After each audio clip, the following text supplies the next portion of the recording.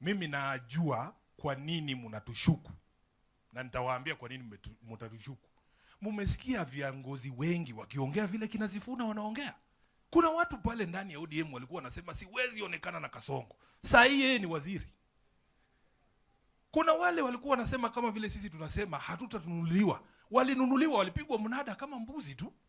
So, najua kwa nini hata mimi nikisimama hapa saa hii niwaambie hatutanunuliwa, hamuamini. Kwa sababu Wakenya wamezoea kudanganywa. Wakenya wameona watu wengi ambao walikuwa wanafikiria wanaweza weka matumaini ndani yao, halafu kidogo kidogo wanawageuka. Mimi nataka niwaambie, wacha tungoje.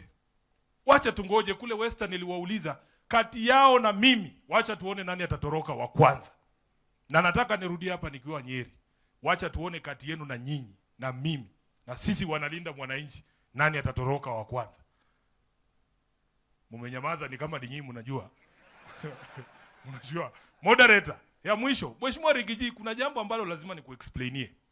Sisi wana ODM ambao tulikuwa kwa competition na nyinyi, watu wa Kenya Kwanza, tukipata mwanya ya kuweka kati yenu, lazima tungeitumia.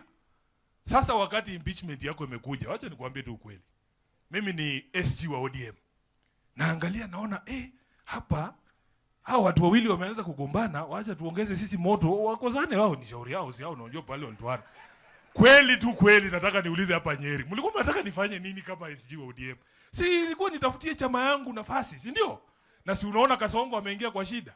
Si unaona Kasongo ameingia kwa shida. But Mheshimiwa Rigiji, let me tell you. We are convinced that there is no other formula.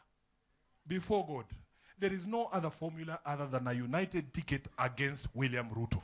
So, whatever needs to be done, kama ni kusameana, wacha basi tusameane tu. Lakini, haiwezekani tumpatie huyo ndugu yetu nafasi. Yeye aweze kurudi kwenye hiyo kiti, aendelee kukandamiza wananchi wetu.